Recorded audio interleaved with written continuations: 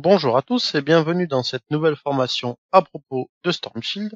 On va cette fois-ci parler de la dernière mise à jour qui est sortie en début d'année, donc une mise à jour majeure, vu qu'on parle de version 3, aujourd'hui même 3.1. Cette mise à jour apporte son lot de modifications, certaines très très importantes que je vais essayer de vous exposer au cours de cette formation. D'autres moins importantes, j'ai fait un résumé de celles qui sont les moins importantes à la fin.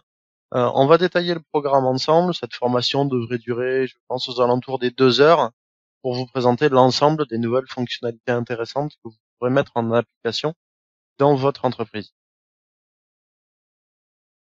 Mais tout d'abord, un petit rappel sur le cursus Stormshield qui est existant. On a deux formations. Une première, donc celle qui s'appelle 1 sur 2, que vous retrouverez ici. Le guide complet qui est une présentation et une base, pas forcément que sur Stormshield, même si on parle essentiellement de Stormshield et de Netask. Ça va concerner l'ensemble des prérequis à avoir pour n'importe quelle formation de sécurité. Donc on va parler réseau, on va parler des appliances, on va parler de comment ça fonctionne, etc. Et donc notre version expert, là, va beaucoup plus dans le détail et qui est bien plus poussée que la première. Sachez que dans cette formation-là, on ne va absolument pas parler de ces deux formations-là. Elles sont vraiment un prérequis. Je reviendrai pas dans le détail sur les règles de filtrage, etc., même si on va en créer quelques-unes avec les nouvelles règles et les nouvelles modifications qu'a apporté Stormshield sur cette V3.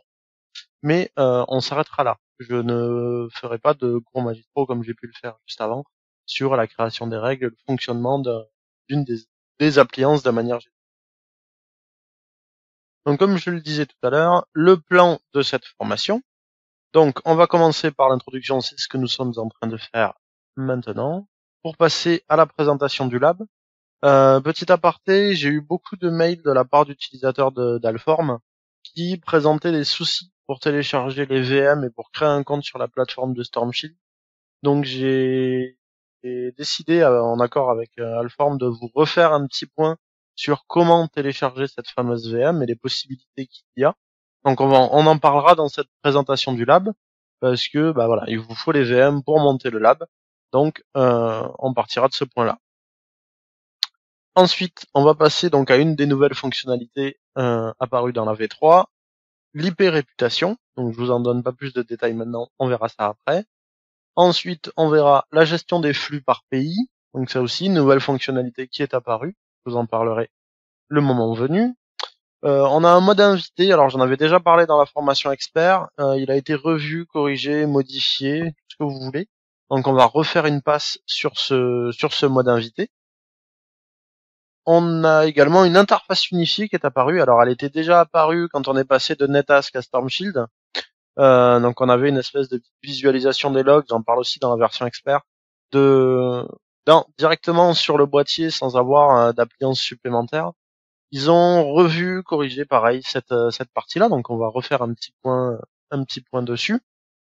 Ensuite, on verra donc comme je le disais, un chapitre entier dédié à toutes les autres nouveautés, donc il y a aussi des nouveaux boîtiers qui apparaissent, donc je vous en parlerai brièvement, il y a 3 nouveaux boîtiers en tout.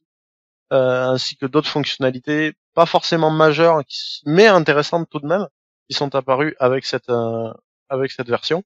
Donc on en parlera à ce moment-là. Et bien sûr, une petite conclusion rapide sur ce que nous aurons vu au cours de cette formation.